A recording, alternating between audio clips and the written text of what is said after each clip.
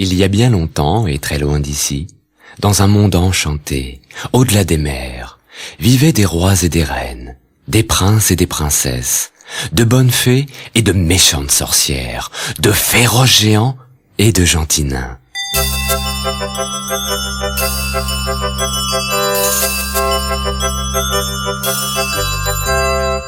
Ouvre ton album, écoute bien et rejoins toi aussi le monde magique d'Il était une fois. Dès que tu entends, tourne la page.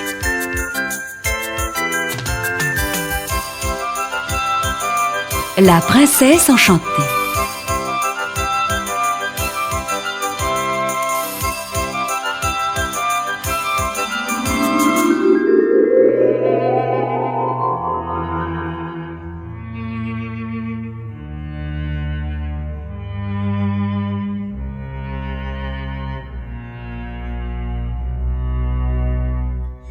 Il était une fois, il y a très longtemps, une très belle ville dont les remparts étaient hérissés de tours qui se dressaient vers le ciel comme des flèches.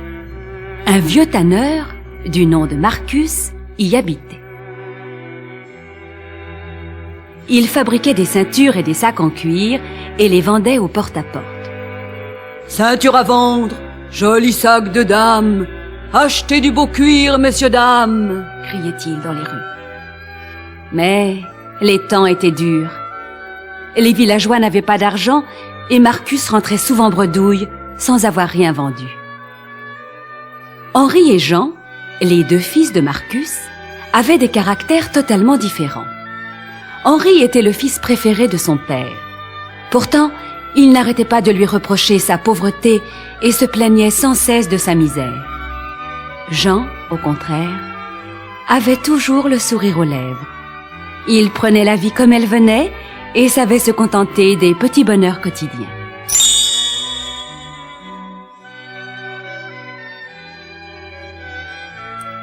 Un soir, après une longue journée de porte-à-porte, Marcus s'affala sur un banc devant une auberge. « Je n'en peux plus. Je suis épuisé, » dit le vieil homme en soupirant.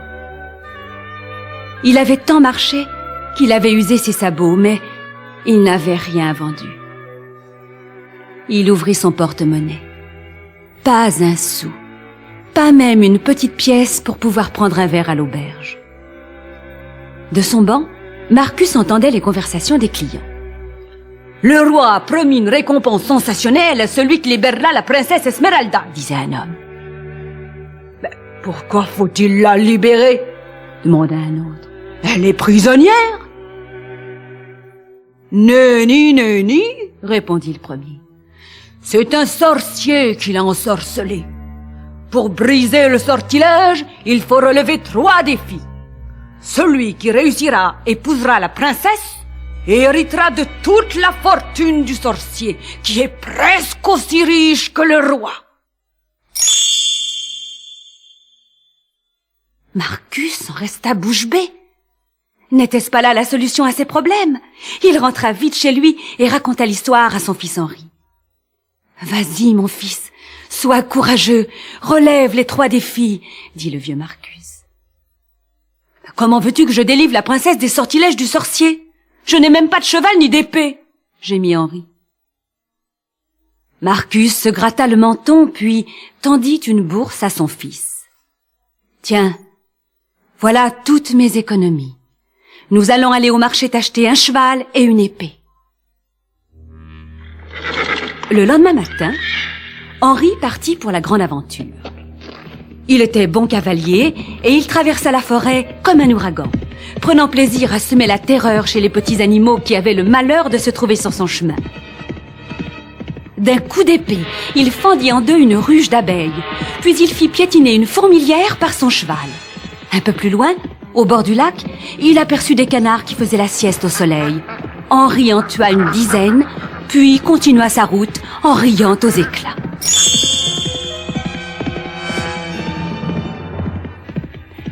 Le château du sorcier où la princesse Esmeralda était ensorcelée se dressait à la lisière de la forêt.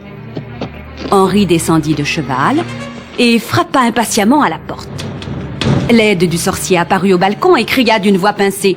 « Tu viens relever les défis, étranger? Entre! Tu passeras la nuit au château. Demain, tu devras prouver ton courage. » Henri entra et on lui donna une chambre pour la nuit. Mais il était trop nerveux pour pouvoir dormir. Toute la nuit, il se tourna et se retourna dans son lit. « J'espère que le jour se montrera vite, pensait-il. J'ai hâte de connaître les défis du sorcier. »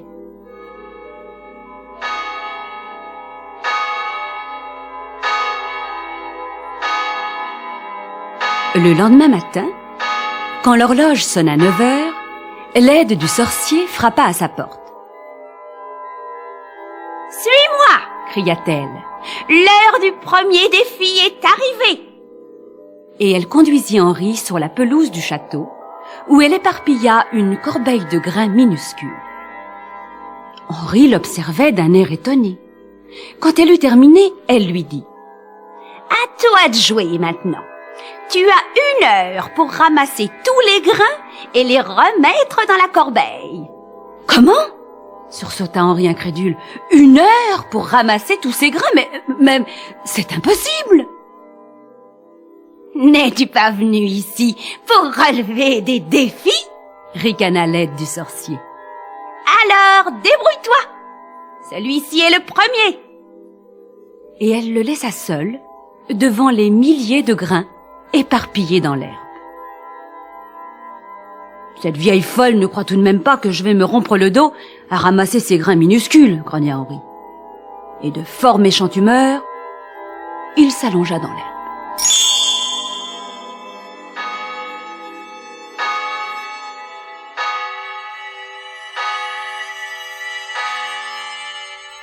Une heure plus tard, l'aide du sorcier le trouva endormi. « Tu n'as pas fait le moindre effort, jeune homme. Tant pis pour toi. Voici l'heure de la 2e épreuve. Suis-moi !» Elle conduisit Henri devant le fossé qui encerclait le château et sortit 12 clés en or de la poche de son tablier. « Regarde bien, dit-elle. Je les jette toutes dans l'eau. Tu as 1 heure pour les repêcher. Bonne chance !» Et elle disparut en ricanant. De plus en plus mécontent, Henri s'assit au bord de l'eau. Cette folle allait-elle continuer longtemps ce petit jeu? Voyons, ce qu'elle lui ordonnait de faire était trop bête pour être pris au sérieux. « Pourquoi me faites-vous perdre mon temps avec des épreuves aussi stupides? Dites-moi plutôt quand les vrais défis vont commencer !» cria Henri. Mais personne ne répondit.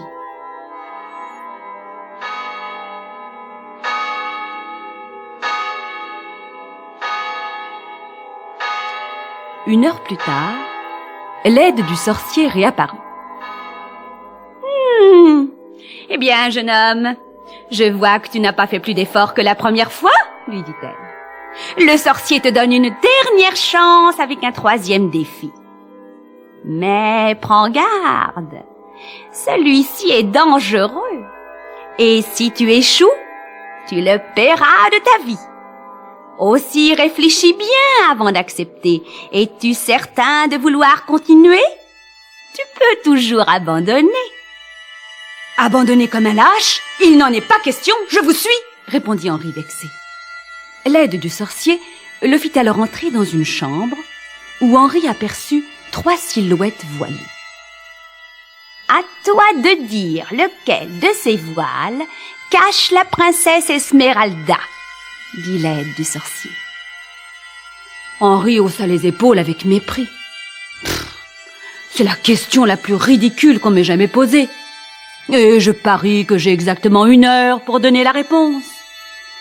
Cette fois, pas la peine de partir, madame, qu'on en finisse. Je vais vous dire immédiatement sous quelle voile se cache la princesse. » Henri se dirigea vers la silhouette de droite, mais à peine l'eut-il désignée de l'index qu'elle se transforma en dragon crachant le feu et rugissant comme un fauve. « Pitié! Pitié !» pleurnicha Henri en tremblant comme une feuille. « Je sais que je n'ai pas fait grand effort, mais je vous jure, que ni la princesse, ni la fortune du sorcier ne m'intéressent. Au secours! À l'aide! Je ne veux pas mourir! Je vous en supplie, épargnez-moi! Peine perdue. Les sorciers ne connaissent pas la pitié. La pauvre princesse Esmeralda, cachée sous son voile, ne put réprimer ses larmes quand le dragon attrapa le jeune homme terrifié entre ses énormes mâchoires et le jeta du haut de la tour. Ainsi finit le pauvre Henri. Marcus attendit longtemps le retour de son fils préféré. Mais les mois passèrent et le vieux tanneur comprit qu'Henri ne reviendrait plus. Il raconta alors l'histoire à Jean, qui proposa aussitôt de se rendre au château du sorcier. Maintenant, retourne la cassette.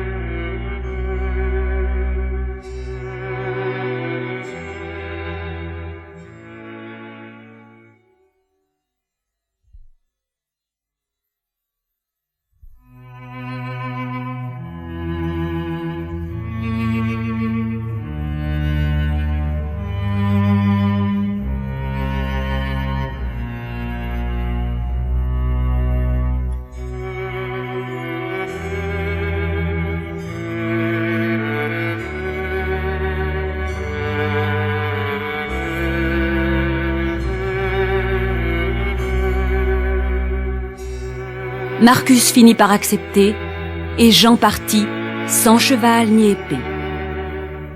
Il suivit le même chemin que son frère, mais à pied.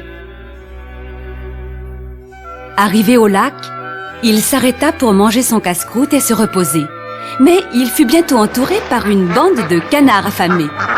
Et il partagea généreusement son pain avec eux, puis reprit son chemin.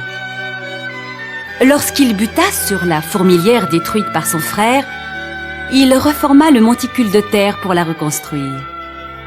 Un peu plus loin, il vit la ruche des abeilles et il y déposa des fleurs pleines de pollen.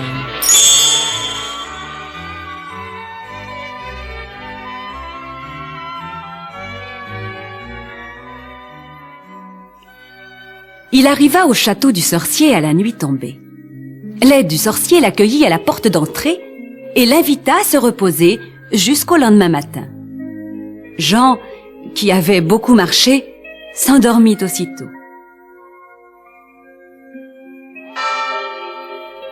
Le lendemain matin, à 9 heures, l'aide du sorcier vint le chercher. Elle le conduisit sur la pelouse du château, y éparpilla une corbeille de grains, puis lui ordonna de les ramasser en 1 heure, comme elle l'avait fait avec Henri. Ramasser tous ces grains en 1 heure? Je ne sais pas si j'y arriverai, mais je vais essayer, répondit Jean. Or, à peine s'était-il agenouillé pour s'atteler à cette tâche impossible qu'une armée de fourmis sortit de terre. C'étaient ses amis de la fourmilière qui l'avaient suivi pour l'aider. En 1 demi-heure, les fourmis ramassèrent tous les grains et les déposèrent dans la corbeille. « Comment pourrais-je vous remercier ?» s'exclama Jean, émerveillé par cet exploit. « C'est nous qui sommes venus te remercier d'avoir reconstruit notre maison » répondirent les fourmis. « Maintenant, nous rentrons chez nous. Bonne chance !» À l'heure dite, l'aide du sorcier ne put que constater que tous les grains avaient été ramassés. « Tu as bien travaillé » dit-elle. « Passons à l'épreuve suivante. » Jean la suivit jusqu'au fossé et la regarda avec étonnement jeter les 12 clés en or dans l'eau. Elle lui donna 1 heure pour les récupérer, puis s'en alla. Cette fois, Jean se fit du souci. Il savait à peine nager. Comment faire pour repêcher les clés dans ces eaux profondes? Mais, en pensant à son vieux père, il reprit courage et, plouf, il plongea. L'eau était froide et noire, impossible de voir le fond. Jean remonta sur la berge en grelottant. C'est alors qu'il vit arriver ses amis, les canards, avec lesquels il avait partagé son pain. Sans qu'il leur eût rien demandé, les canards plongèrent, et ramenèrent toutes les clés. Lorsque l'aide du sorcier revint 1 heure plus tard, elle n'en crut pas ses yeux. Personne jusqu'ici n'avait été capable de réussir les 2 premières épreuves. « Suis-moi, jeune homme !» dit-elle à Jean en le dévisageant de la tête aux pieds. « Tu t'es montré astucieux. Voyons maintenant si tu es courageux. »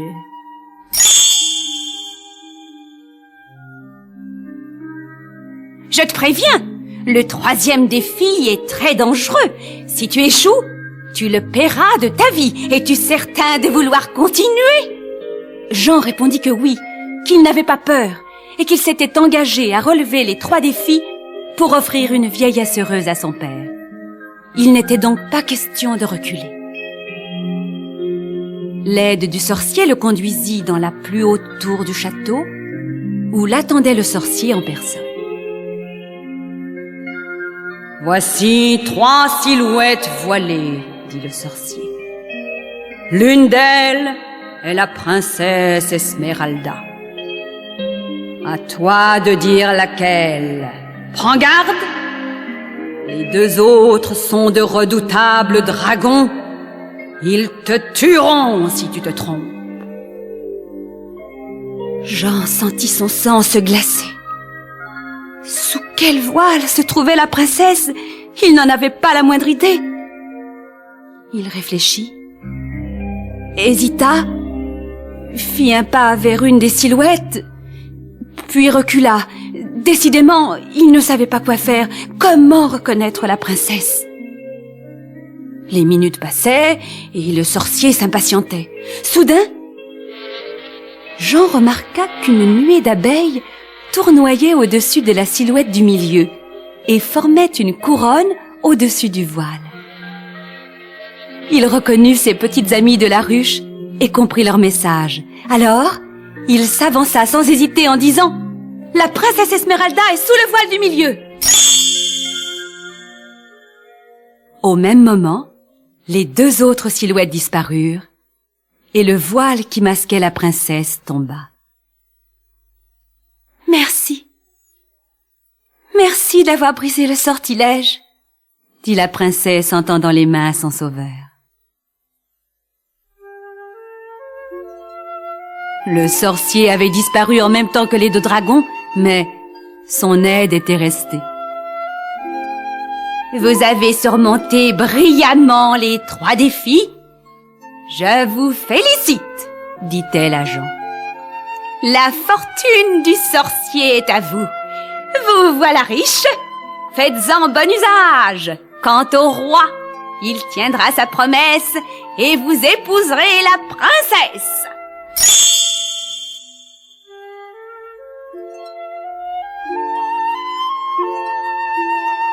Jean ramena la princesse Esmeralda en ville et le roi organisa une grande fête pour célébrer le retour de sa fille et son mariage avec le courageux jeune homme.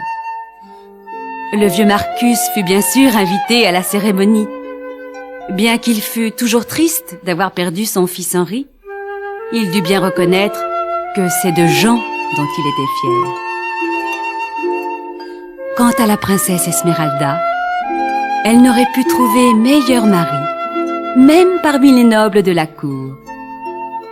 Le jeune couple vécut heureux et eut beaucoup d'enfants qui, comme Jean, grandirent en âge et en sagesse, dans l'amour et le respect de la nature.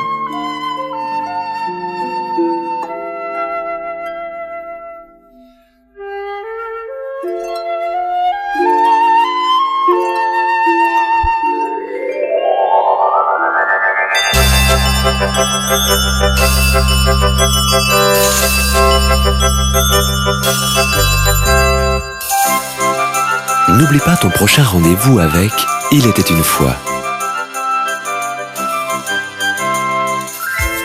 Tu découvriras l'histoire extraordinaire du géant égoïste.